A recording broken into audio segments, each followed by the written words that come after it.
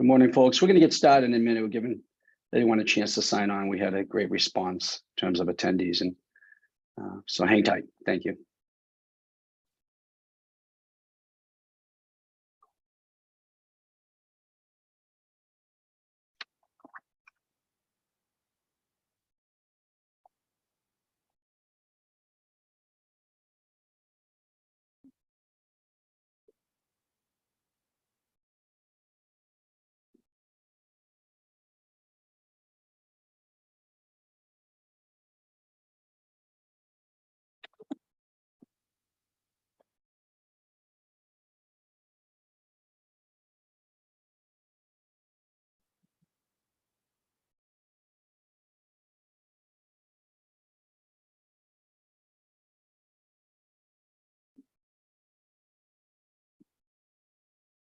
Again, folks, good morning. We'll be starting in just a minute. We had a large response for attendees, which we're excited. So we're going to give everyone a chance to sign on. So another minute, please. Thank you for your patience.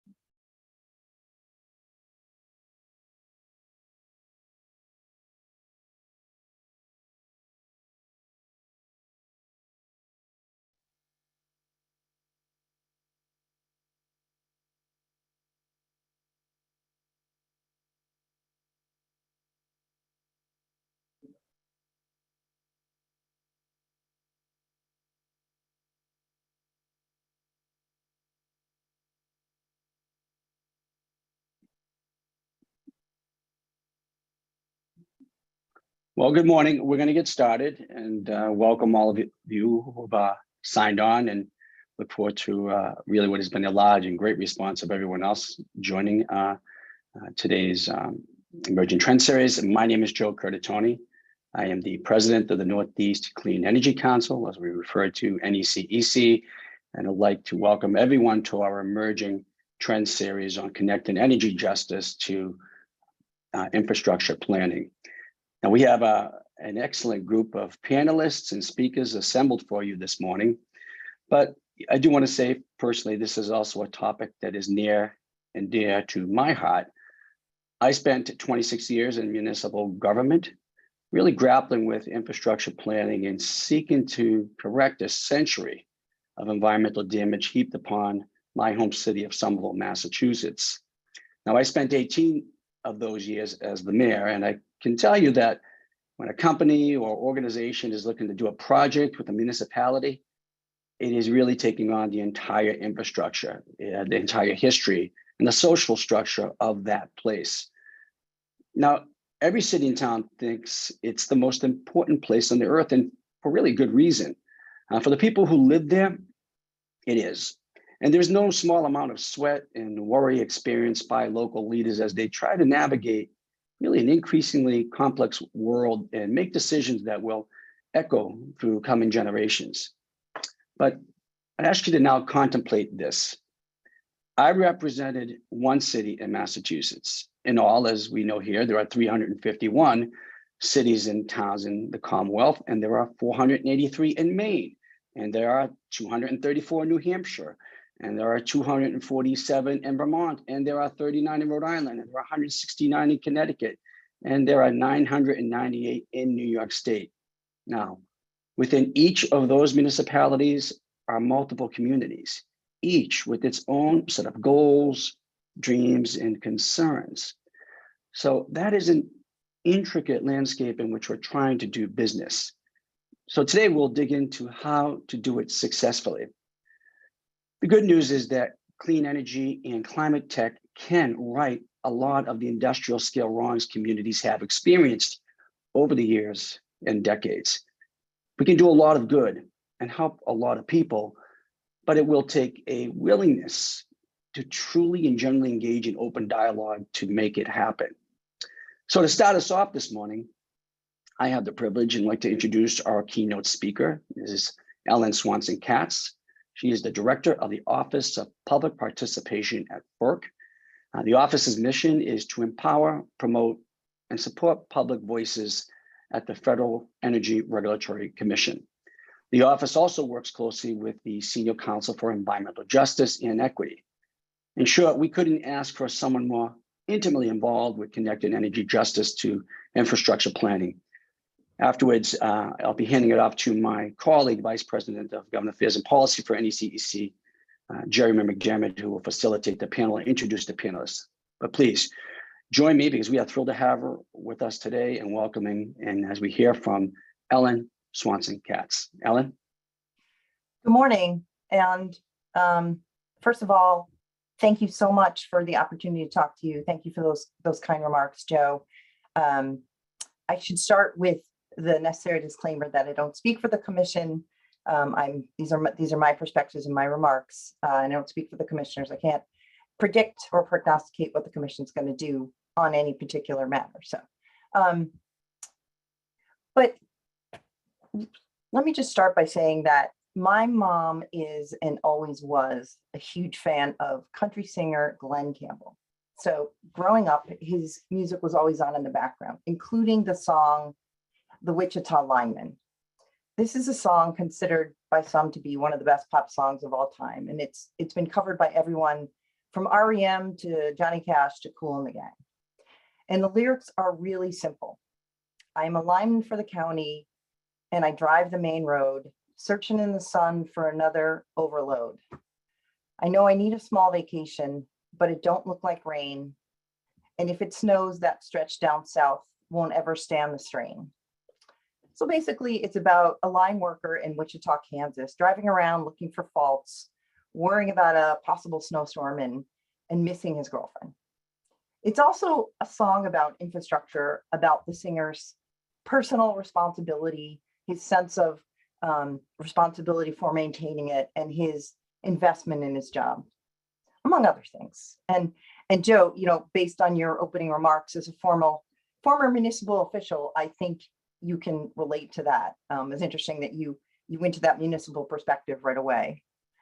So I'm the relatively new director of FERC's Office of Public Participation, FERC's newest office. I want to talk about our work, obviously, but I also want to touch on a problem that I think OPP is trying to solve, or at least we're trying to help solve. As the conversation today will focus on how states, regions, the country needs to find a path to deploying lots of new infrastructure to new energy resources that are being built, many in remote office areas. And so obviously we're talking about a lot of transmission, among other things. So what are the challenges to doing that? There's the cost, of course, and how the costs are allocated. And then there's where is this infrastructure going to be located? Will it be equitably distributed? Will we think about the benefits and the burdens we place upon communities that host these resources? But, and this is what I see as the biggest challenge, including in New England, or maybe especially in New England. How do we prevent people from opposing any kind of infrastructure build in their community because they don't see the benefits of that infrastructure? They don't feel invested in its creation as a necessary shared goal. So I'm the former consumer advocate from the state of Connecticut. I served in that role from 2011 to 2019. So I can't help bringing that perspective. Connecticut has some of the highest electric prices in the continental US, and we're at the end of the pipelines, and we're at the end of a lot of infrastructure. And we're not, I say, particularly sunny, and we're not particularly windy. We don't necessarily have great coastline for offshore development. So I can't help bringing that perspective. So in Connecticut, we can't solve this infrastructure alone. We need help from the other states, from the people in the other New England states and other parts who are willing to share in Connecticut's solutions. I would say we all need to have some of that shared responsibility in solutions like the Wichita Lineman. And so that's where I see OPP's role. That's where I hope we can play some small role in helping the public understand why this energy transmission matters, and help them feel that they have a voice and a stake in new energy infrastructure and electric policy. as Joe mentioned, the mission of the office is to empower, promote, and support public voices at FERC. It's been on the books since 1978, but it wasn't set up until late last year, 2021. And so why? Why is it at this point that there was the energy, no pun intended, to stand the office up? And I think it's because, people are really interested and concerned about energy right now. When I started in the energy field as consumer counsel, people would ask me, why is my electric bill so high? And now when members of the public talk to me or people talk to me at cocktail parties, they are concerned about what is the resource mix for their electricity? And are there going to be more renewables? Should they get solar panels on their roof? Is there going to be battery storage? What is the impact of the war in Ukraine on energy prices? Should they, how can they bring their voice in to the process? And why is their electric bill so high? So because people want a voice and we need them to have a voice at FERC, that's why I think the Office of Public Participation was stood up at this moment. People don't value or trust government if they don't see it, they don't understand it, and they don't appreciate or see how it relates to their lives. And FERC has always been seen as a very opaque institution. And I think there's a real collective effort to change that, to help people understand what FERC does and understand why its work should matter, and that their perspectives and voices and views on that matter. So let me just talk briefly about what our efforts are underway right now. So we focus a lot of our time on assistance, which I consider to be our bread and butter. We answer calls and emails and every single day, all day, from anyone who contacts us. Anyone who contacts the Office of Public Participation with a question that seeks an answer will get a personal response from someone on my team. I think it's really important that we be seen as, I see it as like the soft place to land. There is a lot of great, brilliant people at FERC, many of whom have already been doing the work of trying to help the public understand, answering questions before OPP was created. But OPP is the only office where that is our first mission and really our greatest focus, rather than something we need to do in addition to developing permits, writing reports, processing, doing all the work that the other offices at FERC do. We are also engaged in a significant outreach and effort right now. We are on what we call a never-ending listening tour. We are reaching out to what we see our core constituents, which are environmental justice communities, landowners, landowners impacted by infrastructure, tribal members of tribal nations, and also consumer advocate, environmental, and community advocacy organizations. So, we're trying to engage in that kind of that outreach and provide resources to people so they can understand how they can bring their voices to FERC, what their options are. We're also doing a lot of education on basic things like how to file a comment, what is the latest NOPR about, how can they express their concerns about a particular issue or project. We are very much working to improve language access and translation services. I think the whole of FERC appreciates that we need to develop our ability to meet people where they are, to talk to them if they're non-English speaking communities. How do we reach them? How do we make sure that we are bringing the information that they need to them? We are also very much continuing to push information out as much as we can. We have some fairly new social media channels that we are using because I sort of feel like Twitter is table stakes at this point for pushing information out to people. But we also have developed like a Facebook page and an Instagram page, and so we're trying to both reach out to the communities, responding to people who are contacting FERC, reaching out to us, developing those partnerships with the key organizations on the ground so that we're not parachuting in when there's an issue, but we're developing the pathways we need, hopefully right now, for people to feel that they understand what FERC does and they understand how they can help shape policy or bring their voices in, and have a perspective on what happens in their communities that is heard at FERC. I also, we're also doing the work of identifying how do we improve public participation at FERC? How do we improve FERC's transparency? And that involves input from folks like yourself who are deeply involved in this field, but also internal conversations at FERC as we learn internally from each other about what the opportunities are to increase public participation. What are the recommendations that we can make, the Office of Public Participation can make for increased opportunities for people to bring their voices in. And so, you know, these are early days. We've gone from, you know, 0 to, we'll have 13 people in the office by the end of the year, including 5 outreach specialists who are focused on developing those relationships, some of whom will be actually out in some of the key communities that we serve.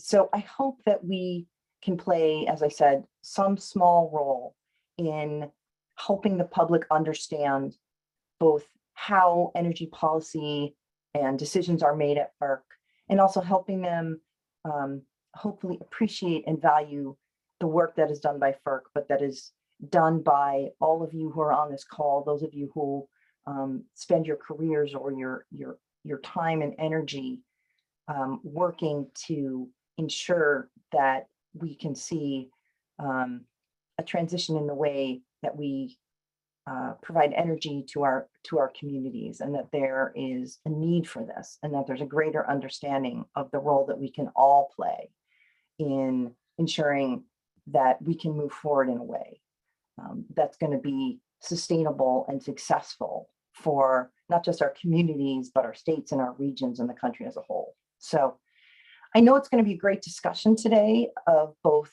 how do we work together to make grid infrastructure work for communities and for the clean energy transition. And we certainly look forward to supporting that work and look forward to the conversation today.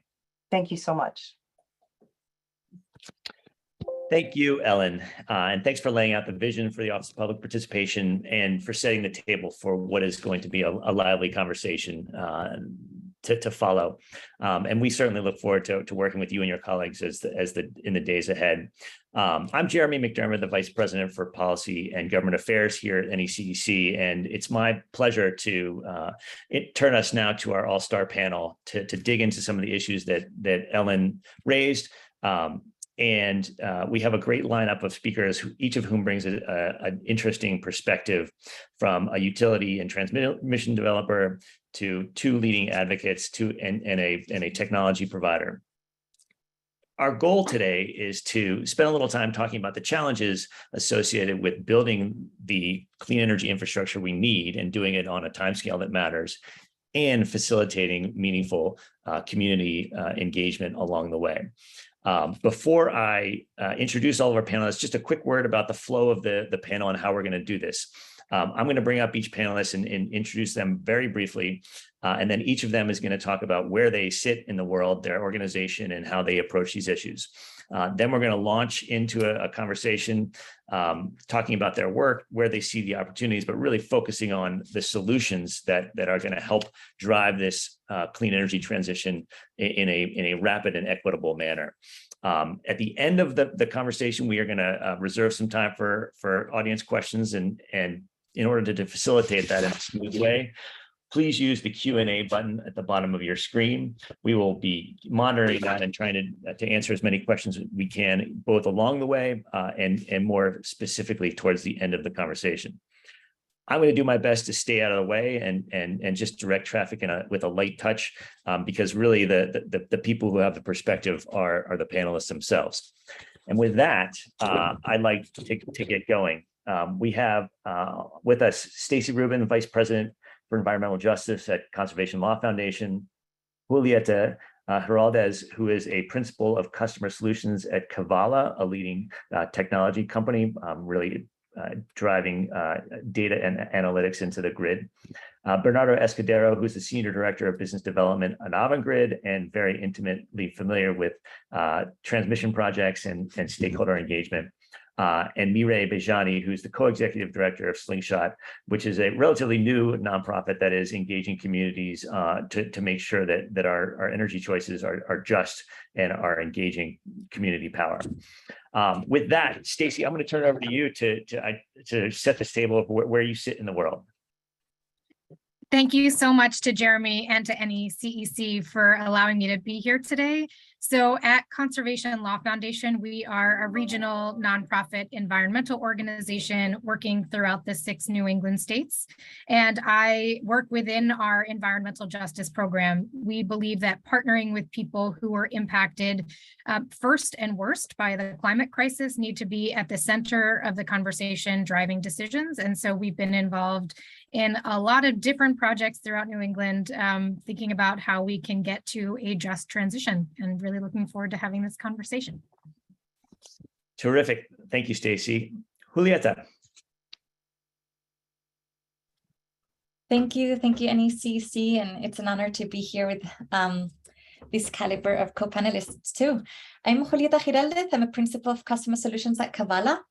Kevala is data and data analytics company, and our focus is on improving the decision-making to accelerate decarbonization. And so we do that by combining different sources of data, proprietary data that we have, public data that we obtain, but we also partner with our utility clients or sometimes regulators to bring their data into our platform and improve the decision-making. So the data analytics side of our company, one of our main use cases is really infrastructure. And so we really try to help bring more certainty into what the load in D are, so where all of the new technology is going to be located, to really try to target and better understand the communities where the infrastructure is going to be planned. And I'll stop there for now. Terrific. Bernardo. Hello, everyone. Thank you for having me, Jeremy, and the NECC team. Thanks a lot for the opportunity. My name is Bernardo Scudero, and I represent Avangrid Networks. And in particular, I'm the director of the New England Clean Energy Connect project, the transmission link that is going to connect Quebec with New England to bring 1,200 megawatts of new clean energy to the grid. So I think that this is a great opportunity to discuss, among other things, some of the key challenges that we've gone through in our process, which is still ongoing. And we're still very excited about this project, which we started developing in 2014-15. It's a transmission solution that was selected by Massachusetts as part of the Massachusetts RFP in 2018. And since then, we've followed very strict regulatory process and a lot of community engagement until we got all of our approvals to start construction. We started in early 2021. And right now the project is on hold. Construction is on hold because in November 2021, a referendum was passed against the project in Maine. So we are working through that process, and we are hopeful that that's going to be resolved in our favor, but still some steps to happen there. So happy to discuss that experience and also areas for improvement as well. The other NECEC, as it were. The other NECEC. And Mireille. Thanks so much, Jeremy, and thanks NECEC for having me. It's great to be here this morning with you all. My name is Mireille, and I am the co-executive director of Slingshot, which, as was mentioned, is a relatively new environmental nonprofit here in the region. We work alongside the communities most impacted by environmental threats to hold polluters accountable and build community power So we work on a number of different issues, particularly energy, waste, and toxic contamination from chemicals, especially in water supply. And I am also the facilitator of the Fix the Grid campaign, which is a grassroots campaign that aims to accelerate a just transition to a clean, renewable energy system. And so in that capacity, I work with a lot of community leaders and other nonprofits and groups across the region who are facing fossil fuel infrastructure projects in their own neighborhood and working towards a cleaner grid. Terrific. So we've got an all-star cast here, and what I want to do is sort of ask you all the same question to kick us off. And Mireille, we're going to start with you. You know, we want to knit this link between stakeholder engagement and rapid deployment of clean energy, and that is going to take a fair amount of infrastructure improvements, and we got to build some stuff, and building stuff, particularly in New England, is hard. So the first question is, you know, what are the one or two most significant challenges you see sort of to make that connection between infrastructure development, transmission lines, distribution lines, and the like, and meaningful community engagement?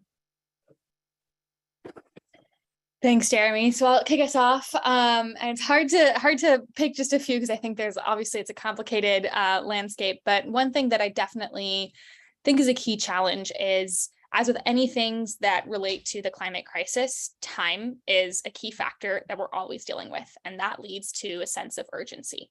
And speed and justice can often be hard to put together, and they're not mutually exclusive, but I think it takes a lot of intentionality to ensure that that we're moving a process along quickly and justly, and engaging all the people who need to be at the table and whose voices need to be, you know, taken into account in making a decision. I think that's something that we're seeing, you know, emerge in a lot of conversations around transmission in New England, and how a lot of projects are being held up by processes. And I think we want to be careful about, you know, if we're talking about removing roadblocks, making sure that we're not doing that in a way that's going to also harm community involvement in that process. And then I think another challenge is kind of the long-standing status quo of our energy system and how decisions get made. We lean a lot on quantitative metrics and regulations that were not really necessarily built to reflect the social considerations of the climate crisis. And we don't necessarily, you know, measure those kinds of impacts, measure the kinds of ways that communities should be taken into account. And also the scope of permitting decisions is somewhat limited sometimes, and community members are told that their concerns are not what is part of the conversation, what is being taken into account by regulations. So I think that's a barrier. We need to rethink, you know, what is part of the scope of how we make a decision. I'll leave it at that for now. So I'm going to ask Bernardo to answer the same question in just a moment, but I know that folks are having a hard time switching from screen to screen, and so I'm asking our team to put an instruction in the chat how to get the screen to sort of show who's speaking. And I apologize for the technical challenge, but we'll work through that while Bernardo answers the question. Sort of, you know, what are the challenges, or what are the one or two biggest challenges to sort of creating that fabric between community engagement and moving things forward? No, and I agree with Mireille that, you know, the question of time versus scope, you know, is an interesting one. I mean, if I speak for my experience, our experience, I mean, we put in for all of the approvals in 2017, and, you know, the first one didn't come until in 2019, then 2020 for the environmental approvals here in Maine, and, you know, later in 2021 is when we got the federal approvals. So, you know, it's a long process, and it allows for public participation, but at the same time, you know, it has a scope that the regulators are, you know, basing their evaluation on. So, you know, I think that is a challenge, and not to speak about the appeals that always follow, or that may follow as well, which also adds some complexity to the process. But if I can speak to, you know, one challenge that I see very clearly, and that we've seen very clearly in our case, is we cannot underestimate that in this path to decarbonization, not everybody is going to win. And for us, you know, we are very proud about a lot of things that we did, and the engagement with many different stakeholders. But one thing that we did do is underestimate the power of the fossil fuel generators, which in the end are going to be impacted by this transition to decarbonization. Their bottom lines are going to be impacted, and this is something that they are going to be fighting. And our project is a great example of that. We've gone through unlimited appeals, interventions in all the regulatory proceedings by the fossil fuel generators, and very significantly the two referendum initiatives that were passed or they were launched here in Maine in 2020 and also in 2021. And there's a lot of funding and a lot of amplifying of the grassroots efforts, which we acknowledge, and for sure there's going to be always there. But these efforts from the fossil fuel generators to protect their bottom lines, has been a big challenge for us in this transition to a cleaner environment, which is what we are all trying to do. Indeed, and let's turn to Julieta. And Julieta, maybe in addition to sort of identifying the challenges, you can maybe talk about some of the solutions that Kevala is providing. Yeah, definitely. So what I was going to start with was by describing how in our platform technology that we provide, we are really trying to make that connection between the infrastructure, the technical, the wires and the poles and the power flow with the community. And so one of the main reasons that we started to do that was because to plan the infrastructure, we really need to understand with a little bit more certainty what the future is going to look like.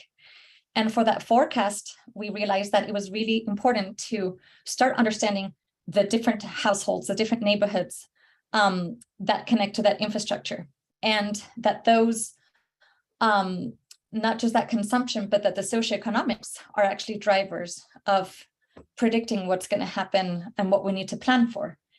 And so as we were doing that and using some of the socioeconomic data to predict and provide a little bit more predictability, more certainty, scenarios for them, utilities to plan, we realized that we also had the opportunity to quantify metrics that are also related to community issues, energy burden being one of them, being able to overlay now grid rates and infrastructure data over energy justice maps. And so although I agree that not everything is quantifiable, I do believe that there is an opportunity to work on redefining new objectives and metrics that align some of these goals that we're all working towards. And I think infrastructure planning used to be very much about grid reliability and economics, least cost. But now things are driven by different goals. The goals are now long-term. The goals are policy goals driven by the state and other entities. And then utilities are having to really implement these plans. And so I think it's important to, start looking a little bit more long-term, and then start looking at what new objectives and metrics actually help better communicate these two worlds of what the utility is really trying to implement and enable, right? They are the enablers of this decarbonization future.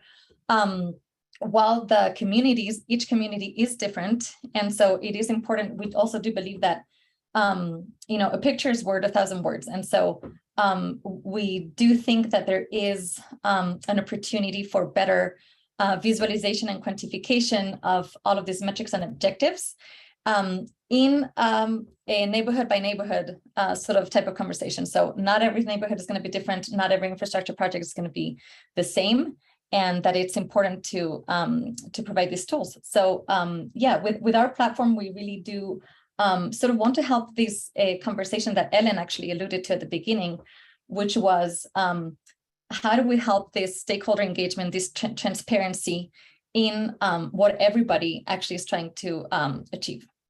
So aligning of the goals and then quantifying objectives and metrics. You are be able to communicate them in a way that sort of leads to that conversation needs to happen. Staci, bring us sort of home on this first question, and then we'll get into some specifics. Absolutely. And I realize we have been talking about energy justice without really saying what we mean. So energy justice in grid infrastructure, siting, and planning means that people in historically marginalized communities have influence over what happens in their neighborhoods and reap the benefits of a pollution-free future. So first and foremost, I think one of the key barriers is that we have not and need to recognize historic injustices. Typically, our energy infrastructure is disproportionately burdening communities of color, limited English proficient neighborhoods, low-income communities, and that cannot be the future if we are not considering that reality and that data, for which we have many, many sources of data. We are going to just replicate the inequities for generations to come. With the climate crisis, which I would argue is the second large barrier, we need to integrate greenhouse gas emissions reduction into all of the thought when we're talking about infrastructure planning and siting. Mireille did a great assessment of the time issue, and there's, really there is a tension between addressing the climate crisis very quickly and getting things done and new infrastructure sited, as well as making sure that there is time to engage with stakeholders. And I would argue that if we do that process right, we are saving time and money over the long run. It's not actually something that has to always be in tension. It's really about starting the process early, engaging people well before there are decisions made about, routes for transmission lines or the exact designs of projects, or even what metrics should be assessed. So I believe that our barriers around the climate crisis and these historic inequities can absolutely be overcome. It's just going to take us a totally different way of thinking about how we've done things and not replicate what we've done in the past.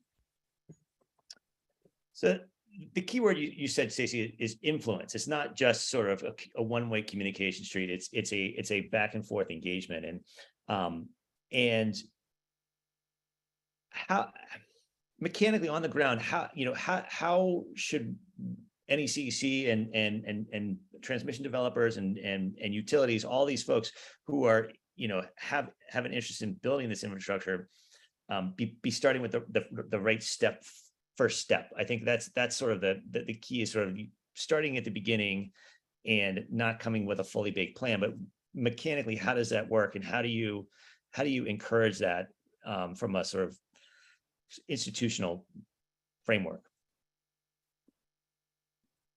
I'm happy to get us started. Yeah, that's your question to you, Steve, first, great. and then I want to hear from other folks. Sorry.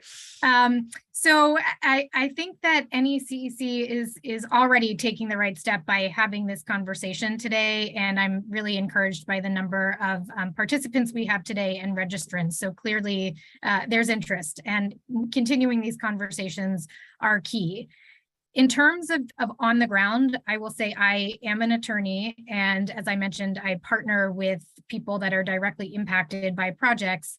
In every case where we have been collectively challenging a proposed facility, it is because something got filed with FERC or with a Public Utility Commission or a state siting board, and it was too late to influence the design. It was too late to influence the route.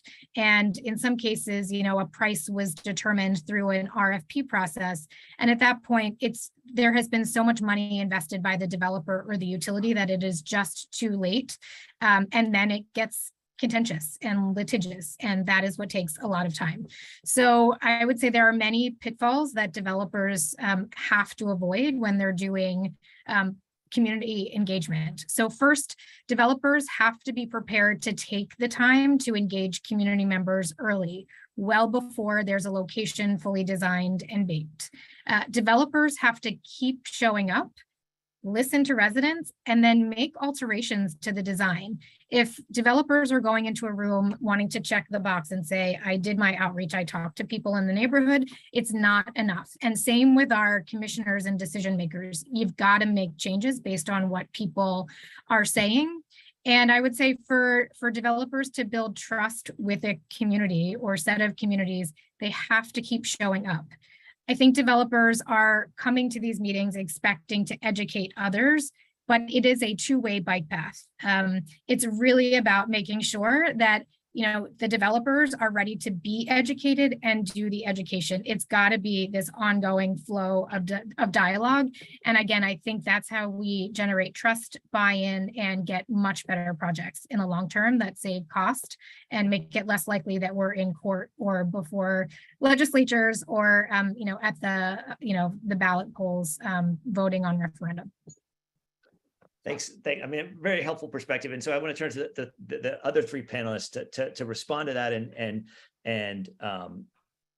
think through the ways to actually get that done on the ground. And Bernardo, maybe I'll start with you since you have that direct experience in Maine and setting aside the sort of fossil fuel interest, which is a force of nature that we do need to contend with and we do need to work through. There's also this community engagement piece, which I think is a huge part of the overall development process. No, absolutely. And I think that what Staci said about this tension between, timing and, doing it at the right time, it matters. And, and I agree. And we recognize that, there can be always opportunities for improvement. But I just, also, I think that one thing that I do see that we did and that was very positive was, we came to this with an open mind.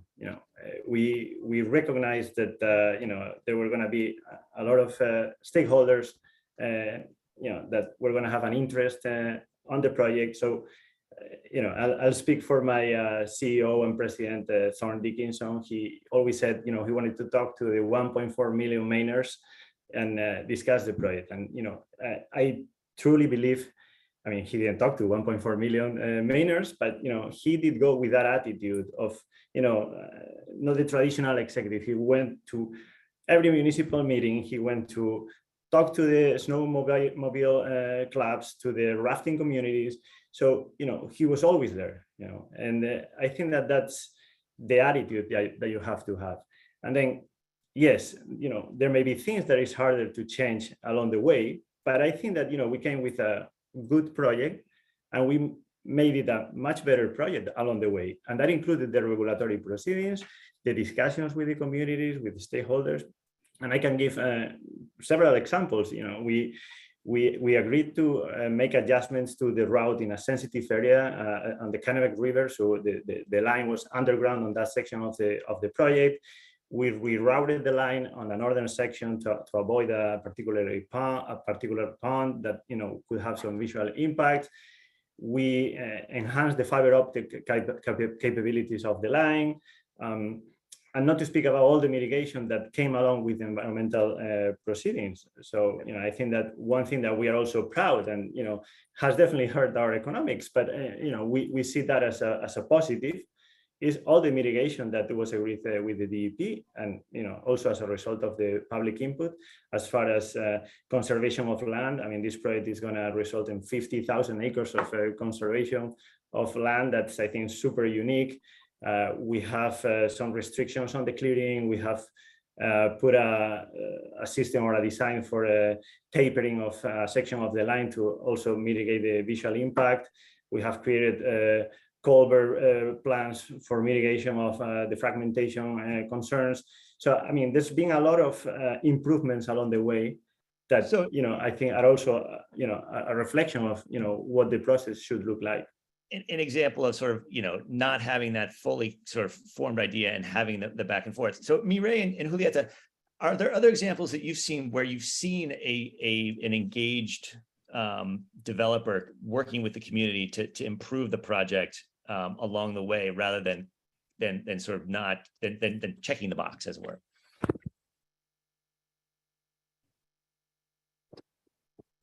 I have to, I don't think I have an example. I think I just have a lot more stories of the opposite happening, and of kind of the checking the box mentality. I think, a specific example I would give is the the new substation being proposed for East Boston here in Massachusetts. And that has been a repeated example of a failure of citing justice and really taking into account the context for a piece of infrastructure. So for folks who are not as familiar, this is an electric substation that is being built in an environmental justice community in East Boston, right near residential homes, right next to a playground, in a flood zone, right next to very large tanks of jet fuel. And this is a piece of electric infrastructure being put in a flood zone. And so there are so many reasons that that is a bad place to put that piece of infrastructure. And the community isn't saying we don't need this infrastructure. We know we need these kinds of facilities as we're developing our grid, but we need to be really careful about where we are putting these things.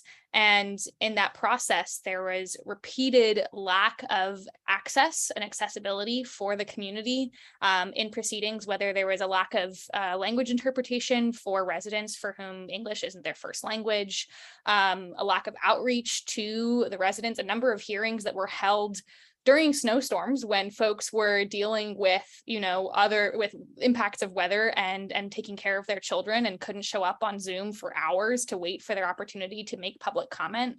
And the same thing happened with the new gas peaking power plant in Peabody that is being constructed as we speak. And actually there's residents are having an action today against that piece of infrastructure. And again, there was no public engagement. There was no proactive outreach saying, here's how you can make your voice heard. And so for the first 6 years of that project being developed, they kept saying, oh, nobody's complaining about this. Nobody's saying that they're concerned, but that's because nobody knew.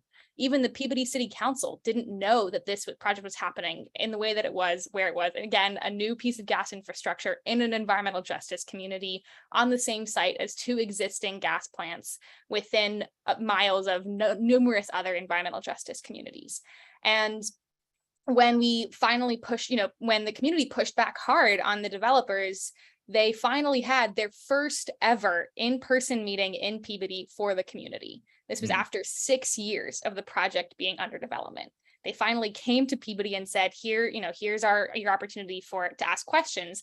And even then, that public meeting didn't open up for public Q&A until 3 hours into the meeting at 9 p.m. And so I think it's just a repeated instances of making a show of saying that the public is welcome to participate without actually taking that to heart and actually listening to what folks have to say. And I think that throughout a lot of these conversations, there seems to be an assumption that the only people who pay attention to our grid, concerns, or who should be paying attention are the experts or the folks who for whom it relates to their profession. But that's just not true. There are an increasing number of residents and community members and leaders who are clamoring to have their voices heard.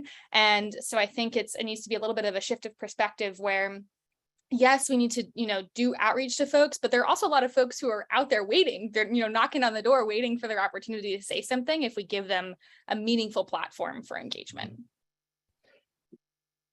Julieta, anything you want to add? I want to circle back to the Staci Rubin perspective on the strategy and whether that would have worked in Peabody or East Boston. But Julieta, I want to ask you if you have examples of anything of a process that has worked well.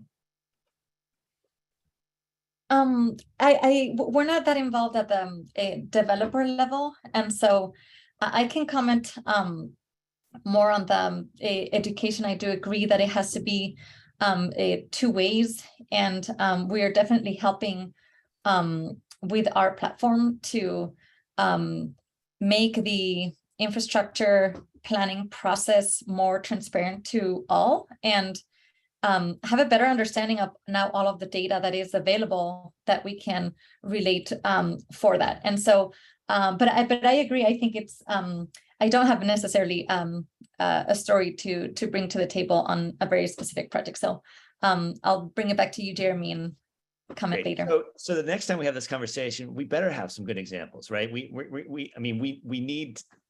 need the clean energy infrastructure to drive the transition. We need the engagement with communities to make sure that it's done well and that there is a benefit. And I think one of the things that Staci talked about is sort of the benefit to the community. And I want to explore that a little bit because, having a transmission line near your home does not necessarily lead to a tangible benefit that's sort of immediately apparent. And so how do we have that conversation, and how do we have the sort of hard conversation around the need to get offshore wind to shore and to load, to need to get solar from, you know, further out in more rural areas to load centers in cities? How do we have that conversation that is sort of, you know, where the sort of the needs of the system meet the needs of the community? And Bernardo, maybe I'll go to you first, and then I know Staci's champing at the bit here. So. No, I think that's a great question, and no, I was going to look at Staci because I think that I think that the role of organizations like CLF and others is super important here. You know, we did see in our outreach to the environmentalists sort of two trends. You know, the ones that were more focused about the impacts of the project on the landscape and visual and obviously nature impact, but also, the focus on climate change. And I think that that's what marked sort of the split also in the environmentalist community. We did get some of the support on that, but also, we were not able to get some of the, support from others that, would never agree with us on that. So I think that the role of these organizations to us is critical. We always, thought that having a relationship with CLF, with Acadia, with others was super important. And obviously on top of that, I always said it. I mean, we need help from everybody because, and I think that Elin also touched on this a little bit on the keynote. But managing the information or battling, at least from our perspective, the information was one of the challenges, because misinforming or throwing myths there, it's super easy. And once those things are there, you're paddling against the current all the time. People, and I understand that. Not even myself, sometimes I understand an electric bill or how things work, and it's hard to explain certain things, or it's hard to combat certain perceptions that stick really well when someone wants to say no to a new proposal, a new development. Staci. Yeah, and appreciate the shout out, Bernardo, and I agree. I think these conversations involving a lot of stakeholders are so critical. I really think that one major solution is that communities can lead energy infrastructure projects. The question of, give a successful collaboration between a project developer and impacted communities. There's a reason why there are very few stories around, but I do want to just shout out, I'm inspired by a community-led microgrid project that's happening through the Resilient Urban Neighborhoods Green Justice Alliance. This is a coalition that's been designing and developing community-led microgrids in Chelsea, Massachusetts, and Boston's Chinatown. The community is the expert in what they need and want, right? And so they came together and we're working with many different stakeholders to design and develop what that looks like. That's got to be key. I also think when we're talking about the climate crisis, yes, we are going to need new transmission infrastructure, but we have to think about that in the context of, are we doing energy efficiency in the most robust way possible? Are we looking at all of the non-wires alternatives? Are we maximizing the siting of community solar and large-scale solar projects on site-assigned land, that is a landfill where there's not actually, garbage underneath? Are we siting over parking lots? There are so many creative solutions, and we've got to think about that broader picture instead of just narrowly always assuming we got to go build through this pristine forest a new line, or, it's really about understanding what is the bigger picture, and again, making sure that communities are at the table with their proposed solution. And I also just want to put in a plug, with more transmission, we've got to do more about burying lines. We've got to think about how do we avoid the environmental impacts where we can't minimize. And then when we're mitigating, we have got to talk to the communities about what those benefits look like and what they want to see in those proposed agreements with developers. Thanks so much. I want to jump in with another piece here. And Staci, I really appreciate you making those comments about, alternatives and thinking more locally and options like microgrids and energy efficiency. And I want to just push back a little bit on the idea of, making sure that communities understand the broader benefit, what are the benefits for the climate crisis versus for the community and things like that. I think people understand the climate crisis. The overwhelming majority of people know that we need to act for to do something about the climate crisis. And I think a lot of folks are willing to make some personal sacrifices, for this climate crisis, understand that's going to be a part of the situation that we're in.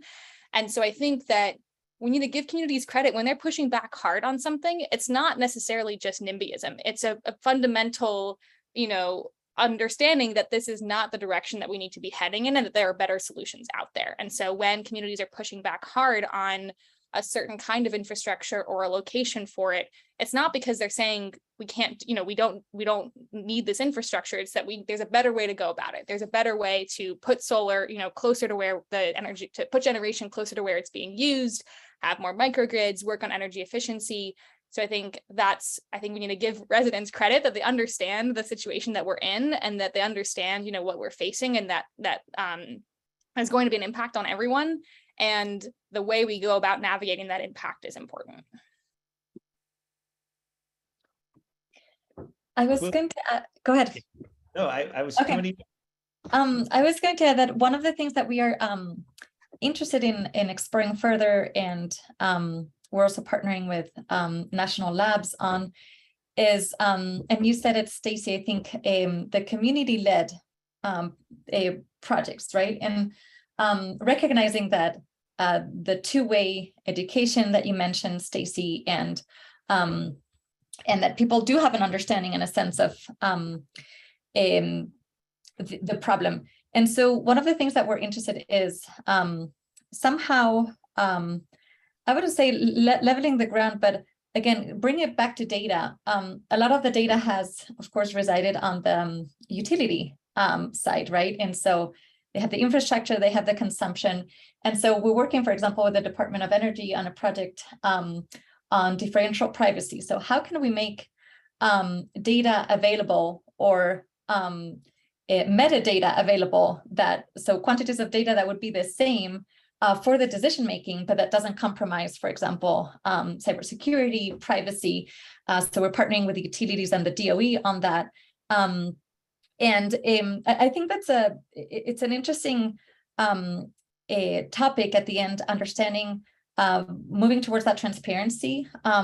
What type of data also the community is interested, would help actually improve their engagement, their community-led proposals, that the planning, so the owners of the infrastructure, the regulators, and the communities could somehow talk on the same data. And Bernardo, I was thinking also that could also help fight some of the misinformation that you were talking, right? And so if we can be proactive about everybody using at least, a common data source of what the problem is, of what we're trying to address, that can also help a little bit on that. So we're very excited in California. Also, we're supporting the high DER proceeding and the data portals. They're making a lot of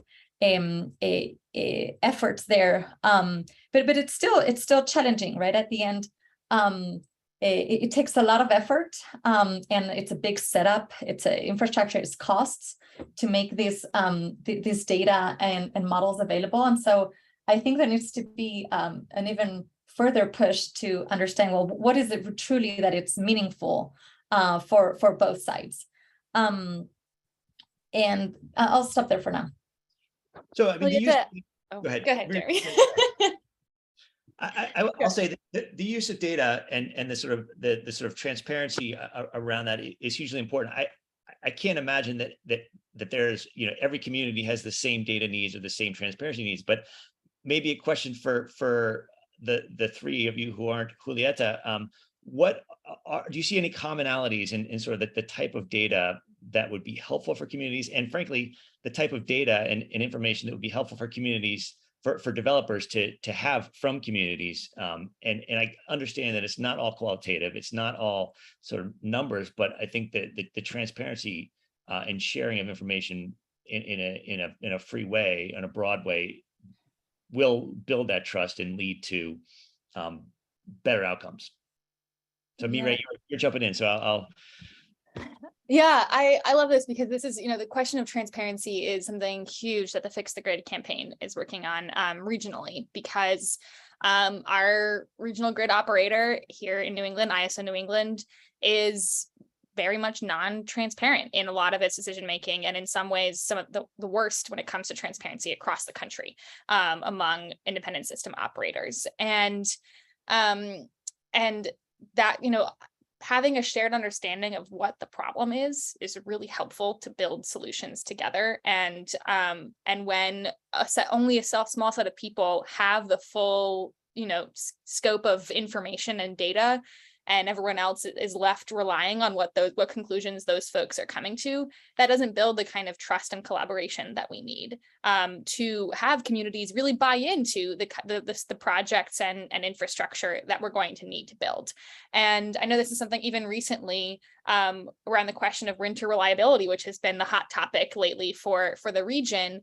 The states, wrote to ISO New England and basically said, can you share more data with us about your conclusions around winter reliability and how you're deciding what the scope of the problem is, so that we can better understand it together and, and better understand what solutions we need.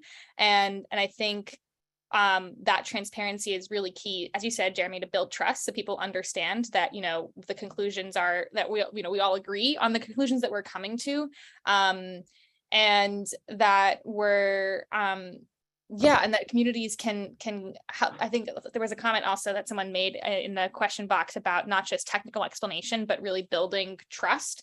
And so I think it's the process needs to be transparent in addition to the decision, because otherwise the decision just doesn't get trusted, and then we can't move forward from there. I want to pick up. I think Mireille, that's excellent, and you and others are doing a fabulous job with the Fix the Grid campaign to really build the transparency piece. I want to pick up on a couple of things around the data point. So there is so much reliance from utilities to say that a particular project is going to increase reliability without any sort of discussion about, where does climate adaptation fit in there? What is the need? How close are we to a potential blackout or brownout? I mean, I just think that level of data would be really helpful. From an environmental justice perspective, we really need to understand what are the cumulative impacts of a proposed project. This is the cutting edge of where we are in the environmental justice movement. And I think Massachusetts is actually further ahead than many of the other states throughout the country, not just New England, in trying to quantify how do we do a cumulative impacts approach and then integrate that into decision making. So from a data perspective, cumulative impacts really needs to be in there. And then I want to put in a plug for participatory action research. This is a method that Conservation Law Foundation uses, where it's community resident researchers who are out there collecting some of the data around, are people potentially displaced by a potential project? Are people not able to afford their electric bills or their housing bills and are being forced to move? And how does that data inform the broader set of infrastructure questions that are coming up? So I do think having a common conversation around data and transparency is needed, and each community, as Jeremy, you said, well, is not going to need the same set, but I think we could do a lot better around cumulative impacts, around need, and around sort of the resiliency piece.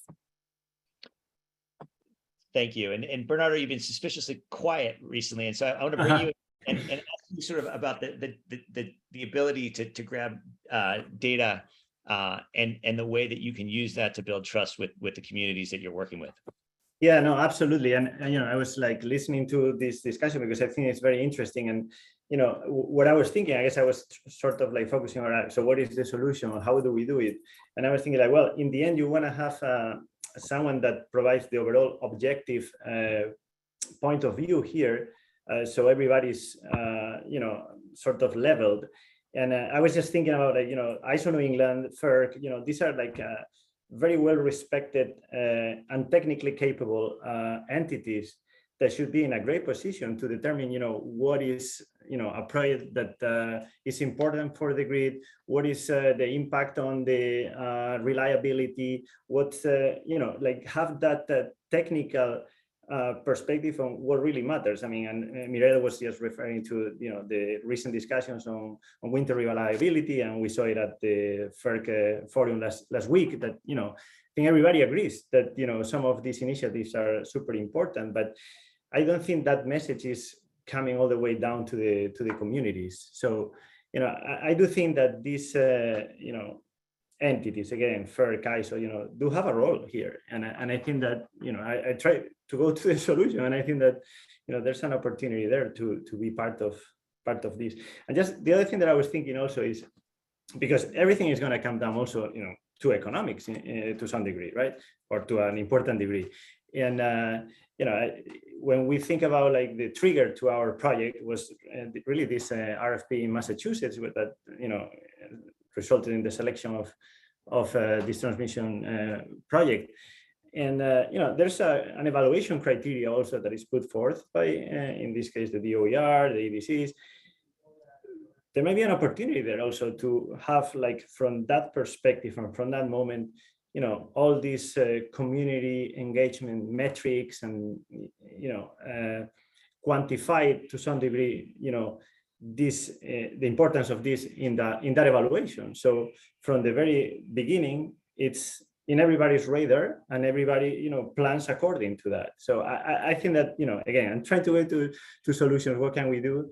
And I don't want to leave aside what was the trigger, for instance, for this and other projects that really are launched when there's an RFP that is approved. So.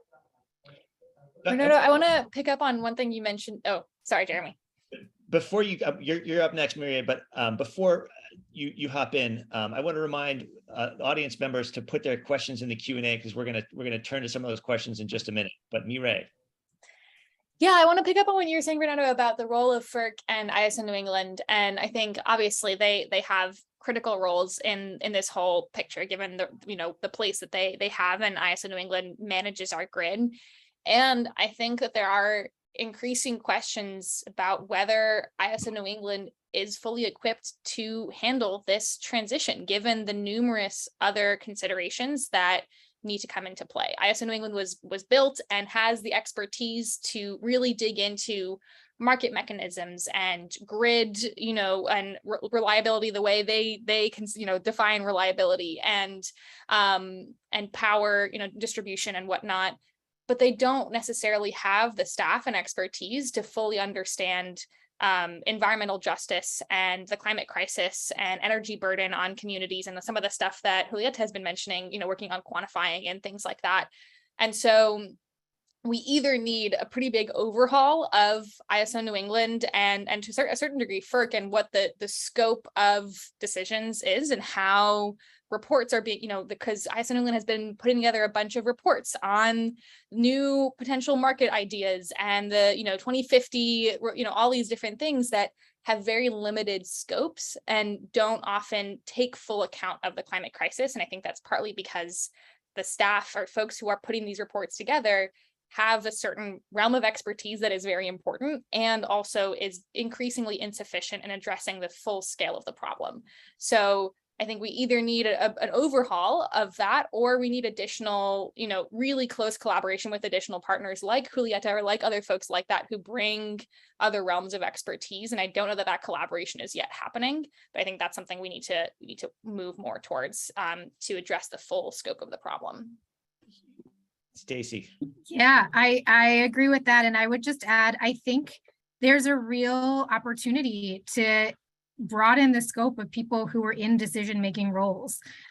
One of the solutions that I have been working on in Massachusetts, and we're starting the conversation in Rhode Island, is around energy siting reform. And so there was a bill pending in Massachusetts for the past year and a half that would expand the membership of the Energy Facility Siting Board to include a representative and resident of an environmental justice population, as well as an Indigenous person, representing a tribe or Indigenous rights organization. And we think those key voices are missing from certainly from state siting boards, certainly from public utility commissions, from FERC, from ISO. I just think that, who is in those decision-making roles, there's a real opportunity for us to think differently if we're working within the existing system. And I'm totally open to a complete overhaul conversation. What would that look like? That might be another NECEC topic.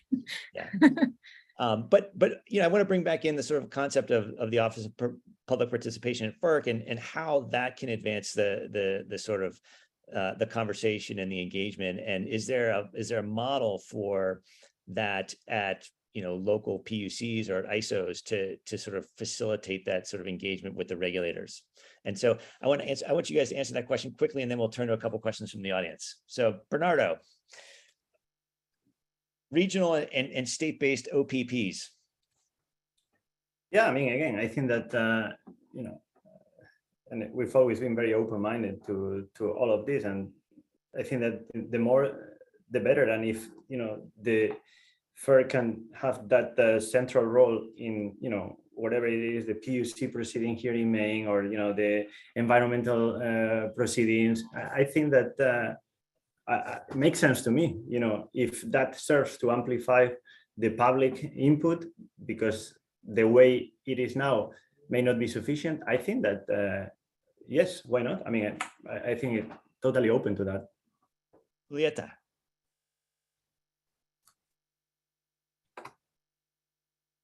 Yes, I think there's a really good opportunity to align state regulatory utilities and communities in the same conversation. And I do believe, again, in the power of having common metrics and data to talk about these things, along with the understanding. And I do think that there is somehow an opportunity for planning infrastructure, so capital expenses, but as we think about affordability and energy justice. And I think affordability is another key the factor here, right, in driving equity. That is also, I think, a key risk factor for utilities, right? Utilities at the end are going to have to do a lot of capital expense, but affordability is going to be a key risk to their business model. And I know that they're concerned about that, and they can have a really good impact if they also understand how things connect. So we do think that there's the opportunity to connect a lot of these sort of silos, right, from rates to infrastructure to adoption, what things are the market taking care of versus who's left behind, which was one of the sort of original conversations here. And yeah, I think we're very excited to participate and hear from everybody to see how we can help make that happen. Okay, I'm going to add another question to the mix, and sort of, this concept of offices of public participation. And then the other question is sort of, and you can choose one or choose both, Mireille and Staci, but engaging youth. I mean, that's a sort of a segment of communities that we haven't talked about, and there's a question from the audience about how do we engage young people for whom the sort of climate crisis is going to only be more and more acute. Mireille, you go first. Okay. In terms of more local, state and regional OPPs, that sounds great to me. I'm never going to say no to more opportunities for public engagement. So I think that is a good idea, especially, ISO New England, as I've said before, is a very opaque organization. I had a community leader I work with whose fighting a pipeline in her neighborhood, give me a call one day and said, hey, can you explain ISO New England to me? Because I went on their website and I tried to look around and I didn't understand anything. And so I think, it's just one indication of how their information that they're putting out there is not designed for ratepayers to understand. And I also want to touch a little bit on Julieta's point about affordability. I think that's obviously a huge part of energy justice as well. And a big way to work on that is for, utilities to stop investing in new gas infrastructure that are going to be stranded assets in the near future. And that the last, especially infrastructure for gas for homes, the last residents left on gas heat, gas for home usage for heating and appliances are going to be lower income residents who don't have the upfront capital to change their appliances sooner, for example, unless they have support from state programs and whatnot. So that's a huge part as well, is to stop keeping the gas infrastructure going longer. And then in terms of the youth, this is definitely a really salient question for me as definitely the youngest person on this panel, and definitely not as young as some of the incredible youth activists I work with throughout the state and the region. But it's something I think about on a regular basis for my own life. What is my life going to look like in a few decades? And there is a tremendous movement of young folks. I'm based in Massachusetts, so I know especially the folks in Massachusetts. And I think, again, it comes back to not assuming that people don't understand the problems or don't have an interest in being part of the conversation. That is especially the case for young people. They understand a whole lot more than a lot of folks give them credit for, and they are ready to go and ready to be part of, advocating for the future that they want.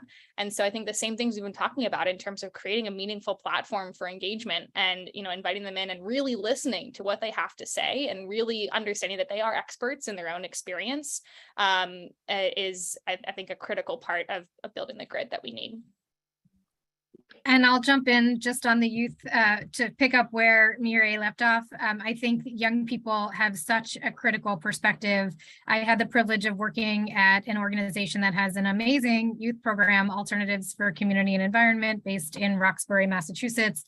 And for decades, they've had young people leading conversations around energy infrastructure and citing concerns and improving air quality. And I think there are amazing community-based organizations that are doing this work really effectively, where youth are not just future leaders, but current leaders. So they're a key part of this.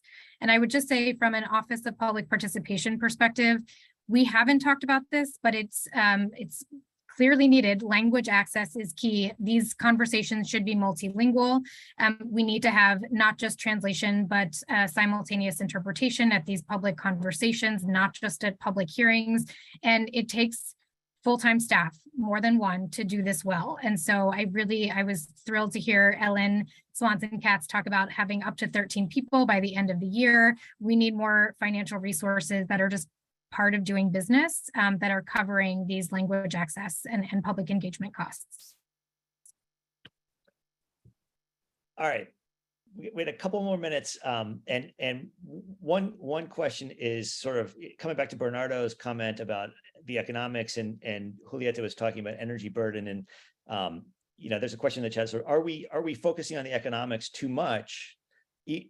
And yet, how do we ignore it? So that's sort of a big thing to unpack at the sort of with 5 minutes left in the conversation. But I think that is, part of this is it's a messy conversation, and we need to continue to engage. We need to sort of wrestle with these things. But the economics piece is something that hasn't gotten a lot of attention in this conversation, but it is sort of lurking in the background. So Staci first, and then we'll go around the horn.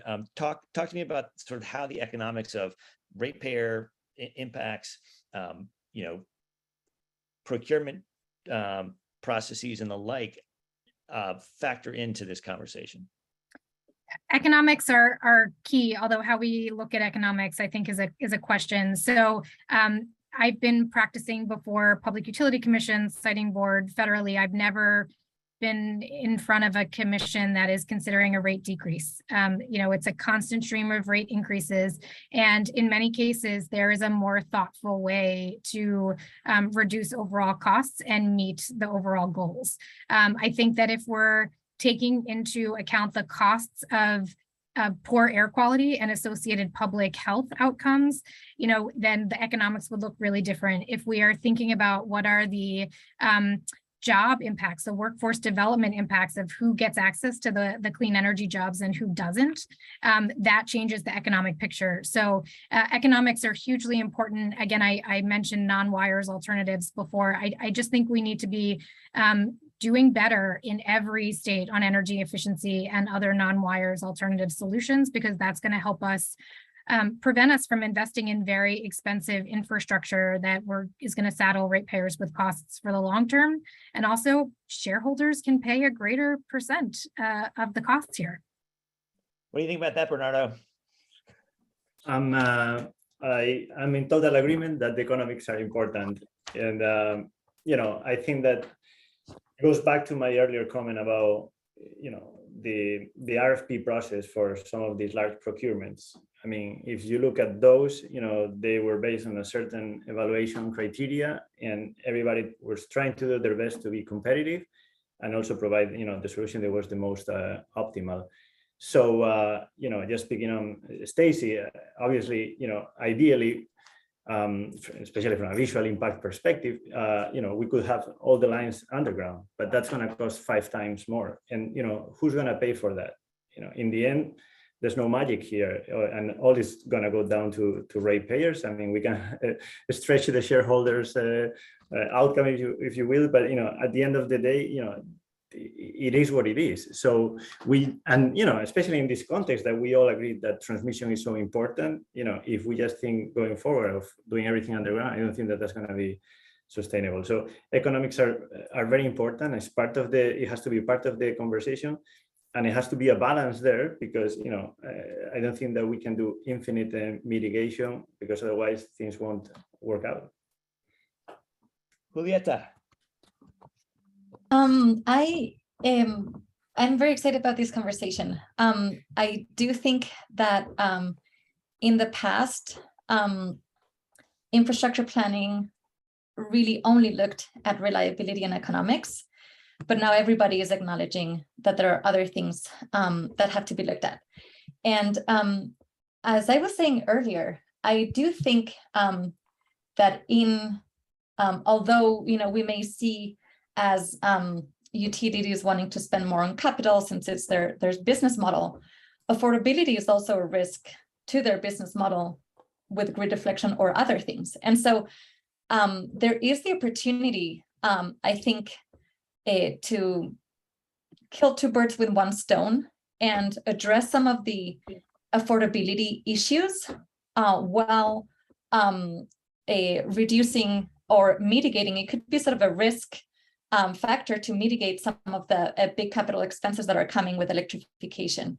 So one of the things, for example, that we're working with the National Lab is working with utility partners and the National Lab to design customer programs in disadvantaged communities that help also manage the peak load. And so they help their risk mitigation for also the big growth on electrification and so on.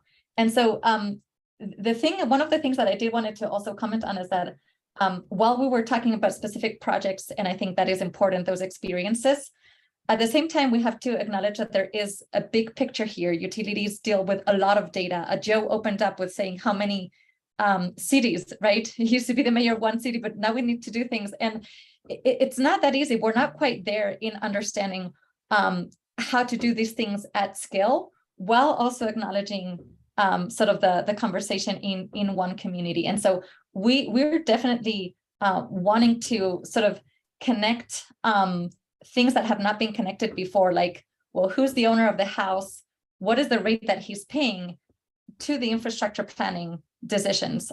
That is not even connected sometimes, within the utility departments, let alone within the conversation. And I think it's very important. I think it is a risk mitigation also for the huge growth that we're going to see, and that we can kill 2 birds with 1 stone, hopefully. All right, so I'm gonna hop in with the last question for the 4 of you, excuse me, and you have 3 words or fewer in which to answer it. So the question is this: what gives you hope for the future on this topic? And Mireille, I'm going to put you on the spot. 3 words or fewer, and then that's going to sort of launch us out into our day. So, okay, no pressure. I know you want. I want to say just a few sentences about cost because I know you want to wrap up, and then I promise I will get to your 3 words. I'm sorry, Jeremy. I had so many thoughts in my head that I need to share just a few of them. Which is a sign of a really good conversation. That could last a lot longer. We're just scratching the surface. So, permission granted. Thank you. So related to cost, I think, yes, cost is definitely a factor. And also, I think it sometimes uses a little bit of a red herring or something kind of like the ways reliability gets thrown around to scare people away from doing things that we need to do, where we need to also be weighing the cost of not making this transition in terms of the impact on communities, the impact on our planet, and on, so many other factors. So I think that's some framing I want to offer, and often a lot of people who are, not always, but some of the people who are highlighting cost are the gas utilities who want to avoid moving away from their own, business as usual. And I have a lot more to say on that, but I'll leave it at that for now. In terms of what gives me hope, just because of who I work with on a daily basis, community leaders, it's just 2 words. Community leaders I work with are just so powerful in spearheading the change that we need. Community leaders. Bernardo. I got to four words. So is that okay? You can borrow one from me, Ray. Oh, that's right. So I was going to combine open-minded with climate change. I mean, those 2, I guess, perspectives. Staci. Committed people together. Julieta. Mine were going to be, I think, urgency and transparency. Well put. Well, listen, everybody, please join me in virtually thanking our extraordinary panel. I feel privileged to have been a sort of a bystander sort of to this conversation. Obviously, there's many more conversations like this that need to happen, but it really shows the sort of the need to put the time in to plan ahead and engage early. And this is the kind of thing that we're trying to do with the Emerging Trend Series, and really grateful to Elin, to Staci, to Bernardo, to Mireille, and Julieta for making this such a wonderful event. Thank you all. And we're gonna announce a couple of upcoming events, but really want to take a moment to thank our just awesome panelists. And as we look ahead, we have a couple of events that I wanted to flag for folks.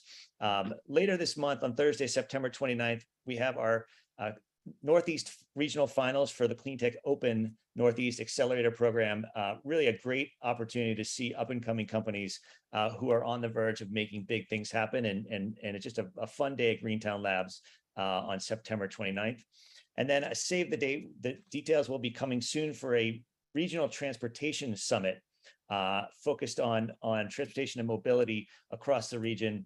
It's going to be in New York City on December 5th. It's an all-day in-person event, and stay tuned for that. That will be coming soon. And on behalf of Joe and the entire NECEC team, thank you very much for tuning in, and we look forward to seeing you at the next one. Thanks again. Take care.